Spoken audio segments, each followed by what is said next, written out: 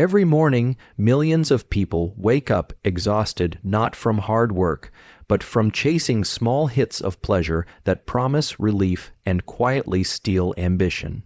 A scroll, a snack, a notification, a win that fades too fast. What if the very things we use to feel good are slowly draining our ability to strive, focus, and grow? This talk is about that hidden trade-off, about how the brain's reward system, designed to fuel progress, can be hijacked into keeping us stuck. If you've ever felt unmotivated despite having everything, this isn't a failure of character, it's a biological trap. And once you see it, you can step out of it. Most people think dopamine is the brain's pleasure chemical. That belief alone has quietly sabotaged motivation for an entire generation. Dopamine is not what makes you feel good after you win. It's what makes you want to pursue the win in the first place. It's the molecule of pursuit, drive, and forward movement. Pleasure is the aftertaste. Dopamine is the engine. From a neural standpoint, dopamine is released before the reward, not after. It spikes when your brain predicts something valuable is coming. Progress, success, relief, or novelty. This is why anticipation often feels more energizing than the reward itself. The chase lights up the nervous system. The moment you consume the reward, dopamine drops back down. That drop is normal. The problem begins when we repeatedly stimulate dopamine without effort. Modern life offers endless dopamine prediction without meaningful work. Social media, junk food, pornography, gaming, constant novelty. Each one teaches the brain reward is coming, no effort required. Over time, this recalibrates the dopamine system. Baseline levels drop, motivation suffers. You don't feel driven not because you're lazy, but because your brain has learned that effort is optional. Here's the critical insight. Dopamine sets the cost you're willing to pay for a goal. When dopamine is healthy, effort feels tolerable, even meaningful. When dopamine is dysregulated, effort feels painful, overwhelming, or pointless. This is why people can enjoy endless entertainment yet feel incapable of focused work. The circuitry for drive has been trained in the wrong direction. Neuroscience shows that dopamine neurons fire most robustly when effort is paired with uncertainty and challenge. That's how the system evolved: hunting, building, learning, problem solving. When rewards arrive too quickly and too predictably, dopamine signaling weakens. The brain essentially says, "Nothing here is worth striving for." That state feels like apathy, procrastination, or burnout. Importantly, pleasure itself isn't the enemy. The issue is how pleasure is accessed. When pleasure is stacked high intensity, high frequency, low effort, it creates what researchers call a dopamine deficit state. After the spike comes a deeper trough. That trough doesn't feel neutral. It feels like restlessness, irritability, lack of focus, and craving for more stimulation. People mistake that state for stress or depression when in many cases it's neurochemical imbalance. One of the most powerful tools for restoring dopamine function is learning to separate effort from immediate reward. This means doing hard things without instantly paying yourself with stimulation, no phone after every task, no constant checking, no stacking rewards on top of effort. Why? Because effort itself becomes the reward signal. Dopamine begins to rise during the work, not just after it. Another key principle: dopamine is cumulative and directional. What you repeatedly attach dopamine to becomes what your brain values. If dopamine is consistently attached to scrolling, your brain will prioritize scrolling. If dopamine is attached to learning, training, or building, your brain will push you toward those behaviors even when they're hard.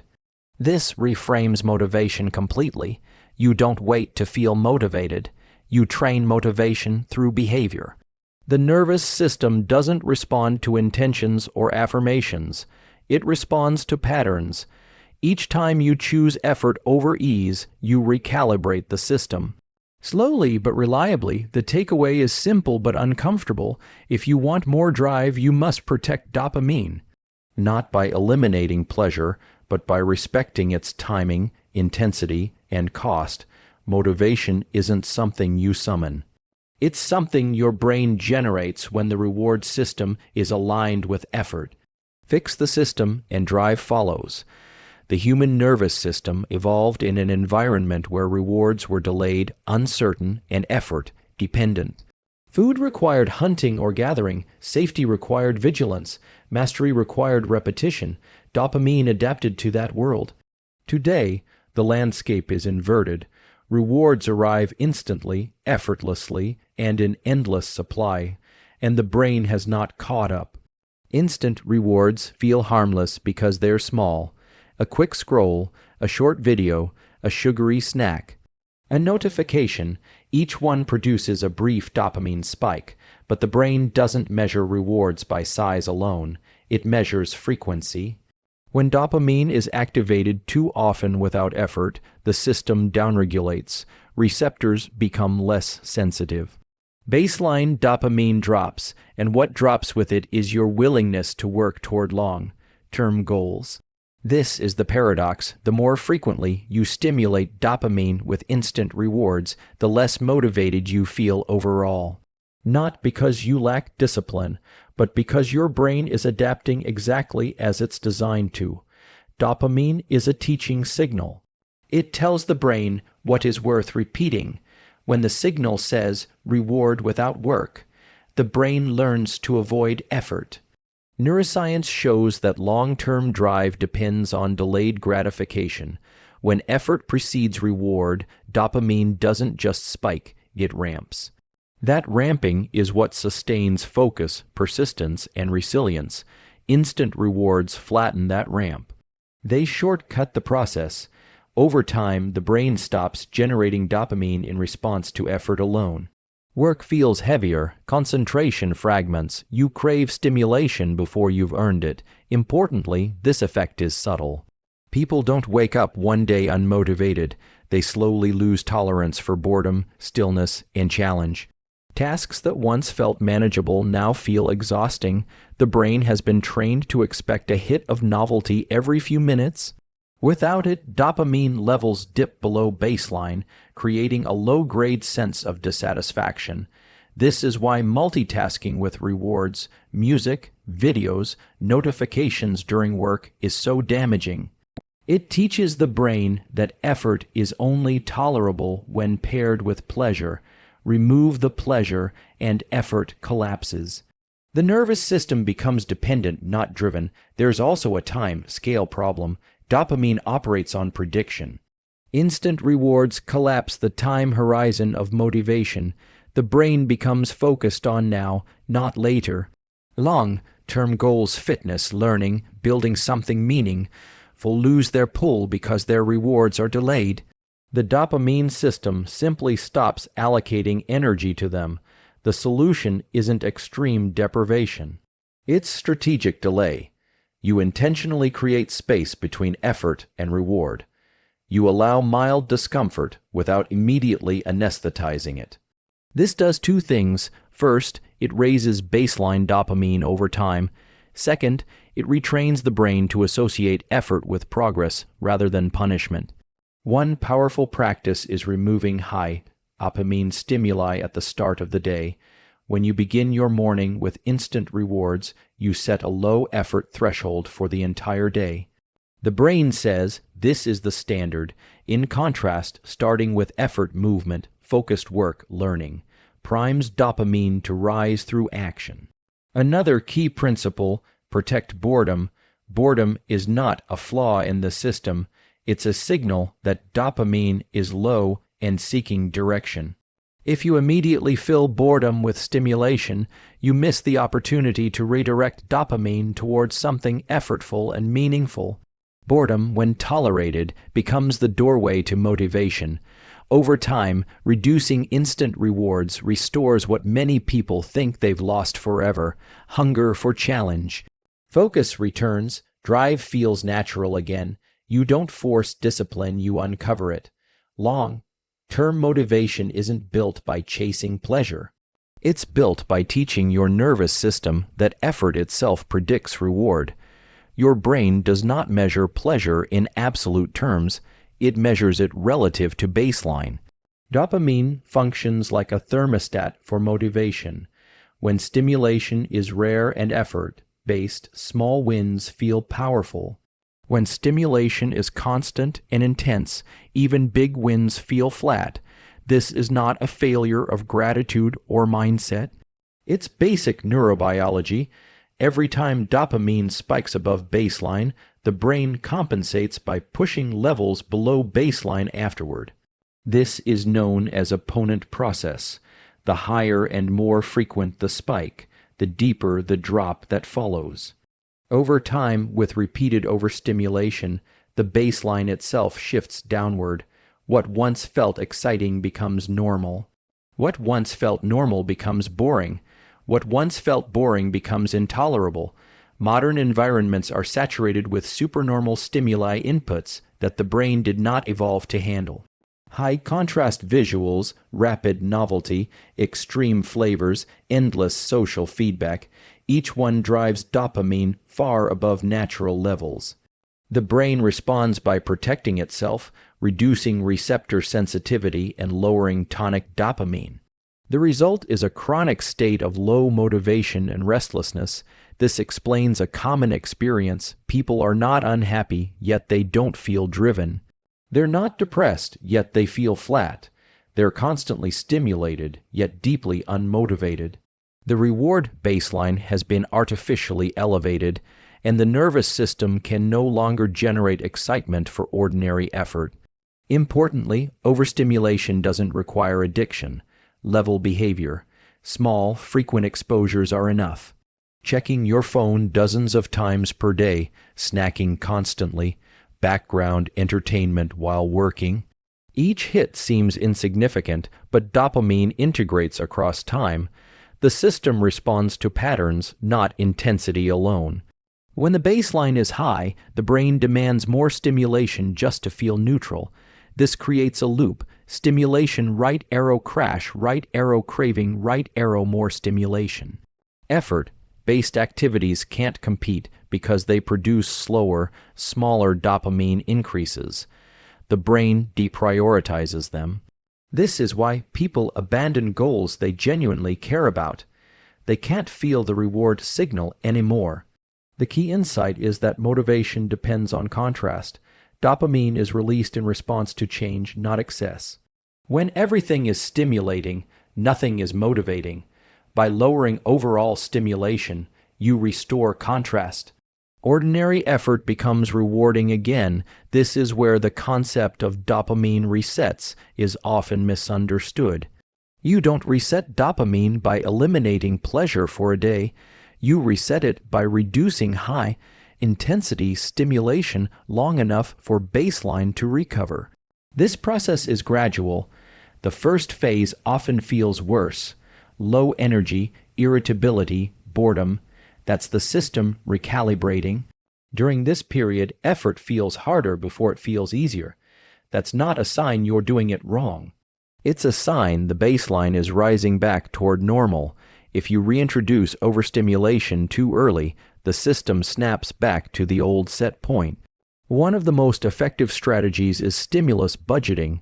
You decide when and how you access high dopamine inputs rather than consuming them reflexively. You protect large blocks of low stimulation time for work, learning, and reflection. You allow the nervous system to settle. Physical effort plays a critical role here. Exercise produces dopamine, but in a way that raises baseline rather than spiking it artificially. The same is true for learning, skill acquisition, and deep focus. These activities feel challenging at first because the baseline is low, but they rebuild the system from the ground up. The goal is not a joyless life. It's a life where motivation is endogenous, generated from within. When the reward baseline is restored, drive returns. Focus sharpens, effort stops feeling like suffering, and the things that truly matter regain their pull, not because you forced yourself, but because your brain once again recognizes them as rewarding. The modern brain has learned a dangerous lesson. Avoid discomfort at all costs, with instant relief always within reach. Scrolling, snacking, streaming. The nervous system rarely has to tolerate friction. But motivation does not emerge from comfort, it emerges from the ability to move through discomfort without immediately escaping it. From a neurobiological perspective, discomfort is not a signal to stop. It's a signal that the dopamine system is being asked to adapt. When you engage in effortful behavior, focused work, training, learning, dopamine levels initially drop. That drop feels like resistance, boredom, or mental strain. Most people interpret that sensation as a sign something is wrong. In reality, it's the gateway to motivation. If you quit at the first wave of discomfort, dopamine never rebounds. But if you stay with the effort, dopamine begins to rise during the activity. This is how the brain learns that effort predicts reward. Over time, the discomfort phase shortens and motivation arrives sooner. This is not mindset, it's conditioning. The problem is that modern habits interrupt this process. Each time you escape discomfort with stimulation, you teach the brain that relief is more valuable than progress. Dopamine becomes attached to avoidance rather than effort. The nervous system adapts quickly. Soon, even minor discomfort feels intolerable. Importantly, discomfort must be voluntary and controlled. This is not about suffering or burnout. It's about brief, intentional exposure to challenge. Cold exposure, intense exercise, focused attention. Delaying gratification, these stressors activate the dopamine system in a way that builds resilience rather than depleting it. Research shows that when discomfort is chosen, the brain releases dopamine and norepinephrine, freeing together. This combination enhances alertness, focus, and drive. When discomfort is imposed without agency, the response is stress and withdrawal. Agency is the difference between growth and exhaustion. This reframes motivation entirely. Motivation is not something you wait for before starting. It's something that arrives after you lean into discomfort. People who appear highly driven are not avoiding discomfort. They're skilled at moving through it. Another key insight: the brain remembers how you respond to discomfort more than the outcome. If you consistently quit when things feel hard, the dopamine system predicts failure and reduces drive. If you consistently persist, even briefly, the system predicts success and increases motivation for future efforts. This is why micro-challenges are so powerful. Short bouts of difficulty train the nervous system without overwhelming it. 5 minutes of focus, one extra repetition, one uncomfortable conversation. Each instance teaches the brain that discomfort is survivable and rewarding. Over time, discomfort becomes associated with progress rather than pain. The emotional tone shifts. What once felt aversive begins to feel meaningful. This is the biological foundation of grit. It's also why removing all discomfort backfires. A life optimized for ease is a life with low dopamine tone. Comfort feels good in the moment, but it erodes drive over time. Sustainable motivation requires contrast: effort followed by recovery, challenge followed by rest. The goal is not to seek discomfort for its own sake, but to stop fearing it. When you allow yourself to feel uncomfortable without escaping, you unlock the very system that generates motivation. Drive is not destroyed by difficulty, it is built by it, one deliberate challenge at a time. The dopamine system is not broken, it's misstrained. The good news is that it can be recalibrated. Dopamine sensitivity is not restored through rest alone or by removing pleasure entirely. It is restored by earning reward through effort. This is one of the most hopeful findings in neuroscience. The same system that becomes dulled by easy pleasure can be sharpened by hard work. When reward follows effort, dopamine is released in a way that strengthens motivation rather than depleting it. The signal tells the brain this was worth the cost. Over time, this pairing increases receptor sensitivity and raises baseline dopamine. Effort stops feeling like punishment and starts feeling purposeful. The critical variable here is timing. If you reward yourself during effort checking your phone, listening to highly stimulating content, you dilute the learning signal. The brain cannot distinguish whether dopamine came from the work or from the distraction. As a result, motivation remains weak. To rebuild sensitivity, reward must come after effort, not alongside it. This is why finishing a hard workout feels deeply satisfying, while multitasking through it does not. The nervous system needs clean signals, effort first, reward second. This order is non-negotiable for long-term drive. Another key principle is effort consistency. Dopamine responds to repeated patterns, not heroic bursts. Small, daily acts of effort are more effective than rare, extreme challenges. Each repetition reinforces the association between effort and reward. Over time, the system becomes more efficient. Motivation appears earlier and lasts longer. Importantly, the reward itself does not need to be intense. In fact, lower intensity rewards are often better. A walk, sunlight, rest, social connection. These rewards signal completion without overwhelming the system. High-intensity rewards risk spiking dopamine too far, which can undo progress. There is also a powerful internal reward many people overlook: self-recognition. Acknowledging effort mentally or verbally activates dopamine pathways linked to learning. This is not ego or positive thinking. It's reinforcing the behavior that produced the outcome. Physical effort deserves special attention. Exercise increases dopamine synthesis and receptor availability. Unlike artificial stimulation, it raises baseline over time. This is why regular movement is one of the most reliable ways to restore motivation, even in people who feel burned out. Cognitive effort works similarly. Deep focus, learning new skills, problem solving, all increase dopamine when completed without distraction. The initial resistance is a sign the system is recalibrating. Stay with it. One common mistake is waiting to feel motivated before applying effort. That reverses the biology. Effort creates motivation, not the other way around. When you act despite low drive, you send a powerful signal to the nervous system. Over time, the system learns to support you. It's also essential to avoid stacking rewards at the end of effort.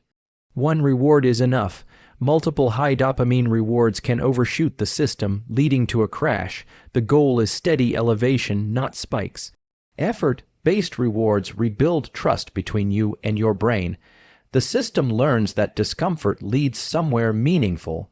This trust is the foundation of sustainable ambition. Motivation, in the long run, is not about chasing pleasure. It's about becoming someone whose brain expects reward from effort. When that happens, drive becomes automatic. You don't force yourself forward. Your nervous system pulls you there. Willpower is unreliable. Environment is not. The brain is constantly scanning its surroundings for cues that predict reward, effort, and safety. Long before conscious choice kicks in, your nervous system has already decided what behaviors are likely. This is why environment design is one of the most powerful and most overlooked tools for restoring motivation. From a neural perspective, behavior is largely reflexive. Visual cues, sounds, and access points trigger dopamine predictions automatically. If your environment is saturated with high dopamine stimuli, phones within reach, notifications on, entertainment always available, the brain is in a constant state of anticipation. That anticipation fragments focus and weakens drive for anything that requires sustained effort. The mistake most people make is trying to fight this with discipline. But discipline is a limited resource. The brain conserves energy by choosing the path of least resistance. If distraction is easy and effort is hard, distraction will win every time. Environment design flips that equation. The first principle is reducing friction for effort. Make the behaviors you want easier to start. Tools visible. Workspace clear. Clothes ready. Tasks defined. the brain is far more likely to engage when the starting cost is low. Dopamine responds to progress, and progress begins with initiation. The second principle is increasing friction for distraction. This does not mean eliminating pleasure, it means creating space, phone out of sight, notifications off. Apps removed or time limited. Each layer of friction gives the prefrontal cortex time to engage. Even small barriers can dramatically reduce impulsive behavior. Light, sound, and posture matter more than people realize. Bright light early in the day increases dopamine and alertness. Background noise can either support or sabotage focus depending on its predictability. Sitting upright signals readiness and effort to the nervous system. These cues subtly bias motivation. Another critical factor is context consistency. The brain learns associations quickly. If you work, relax, and entertain yourself in the same space, the dopamine system becomes confused. Focus weakens. By assigning specific environments to specific behaviors, you sharpen neural pathways. One place for work, one for rest, one for stimulation. Social environment also plays a powerful role. Humans are deeply influenced by proximity. Being around focused, effortful people increases your own drive through mirror neuron and dopamine systems. Conversely, constant exposure to distraction normalizes it. You become like what surrounds you. Importantly, environment design reduces the need for constant self-control. When the environment supports effort, motivation feels natural. When it undermines effort, motivation feels forced. This approach also protects energy. Every decision costs neural resources. A well-designed environment reduces decision fatigue, leaving more capacity for meaningful work. You're not stronger, you're smarter about how the brain operates. Over time, the environment trains the dopamine system. Effort becomes the default. Focus deepens. Ambition returns. Not as pressure, but as pull. The key takeaway is this: motivation is not just internal. It's embedded in your surroundings. Change the environment, and you change the signals your brain receives all day long. When those signals favor effort over distraction, drive doesn't have to be chased. It emerges quietly, consistently, and sustainably.